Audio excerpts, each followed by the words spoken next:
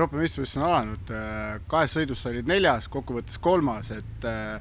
kuulsin, kui sa raja pealt maha tulid, et karjusid isale, et sa oled üliväsinud, et sa ei suuda enam, et kuidas need sõidud olid?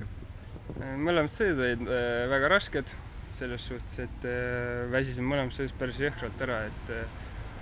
poleks arvanud, et nii hullult ära niidab, aga teine sõit oli veel eriti, aga õnneks suutsin ära punnida lõpuni ilusti ja poodiumil ka nii, et enam-vähem. See eelmine nädalavahetus tegid ka omale põlvele liiga, et kas see ei olnud ka suureks takistuseks? See põlv sõidu ajal väga nagu ei anna tunda, et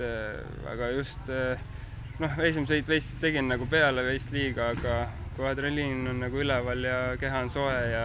sa oled omas seal maailmas sõidad, et siis ei ole hullu, aga jah, põhimõtteliselt ettevalmistus oli veits kehv, et ma nädal aega ei saanud krossi sõita, et käisin neljapäeval korraks põristasin mõned ringid, et vaadata, kuidas põlv on.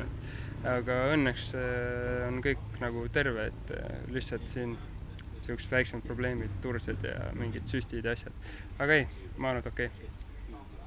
Nüüd on olnud siin paar Eesti meistrivõistlus ka, et poodiumil on kogu aeg üsnagi sarnane, nagu mis nüüd siin Euroopa meistrivõistlustel on, et kas sellest on tulnud nagu hea ettevalmistus Eesti meistrivõistlustelt? Ma arvan, et eestikad mängivad kindlasti oma rolli selles, et meil on siin praegu olnud eestikatel väga hea andmine, et Eesti tipud on kõik enamjaolt kohal olnud, et oleme kõvasti saanud võidu sõita seal ja täna ka, et